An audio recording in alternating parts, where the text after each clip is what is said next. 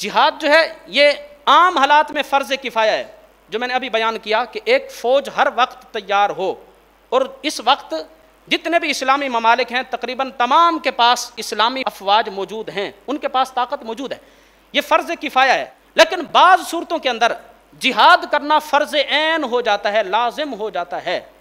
بعض صورتیں، 3 صورتیں ہمارے فقہاء نے، علماء نے لکھی ہیں، 3 صورتیں ہیں کہ جن صورتوں میں فرض عین ہو جاتا ہے جہاد کرنا، لازم ہو جاتا ہے۔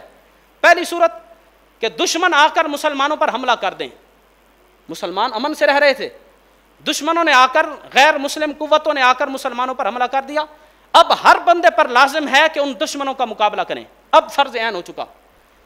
دوسرا مرحلہ کہ سلطان اسلام، اسلام کا جو بادشاہ ہے، وقت کا حکمران ہے، وہ اعلان کر دے کہ ہر بندہ میدان جہاد میں آئے، اسلام کو، مسلمانوں کو، ہماری ریاست کو مجاہدین کی ضرورت ہو گئی ہے، اور ہمارے مجاہد کم پڑ گئے ہیں، نوجوانوں کے لیے حکم ہے کہ میدان جہاد میں اتریں۔ اگر اسلامی حکمران اعلان کر دے تو اس وقت بھی جہاد فرض عین ہو جاتا ہے، ہر بندے پر لازم ہے میدان جہاد میں اترے۔ اگر نہیں آتا تو وہ سخت گناہ گار ہوگا۔ نماز کے ساتھ ساتھ قرآن کریم کے اندر جہاد کا حکم دیا گیا ہے۔ یہ دوسری صورت ہے۔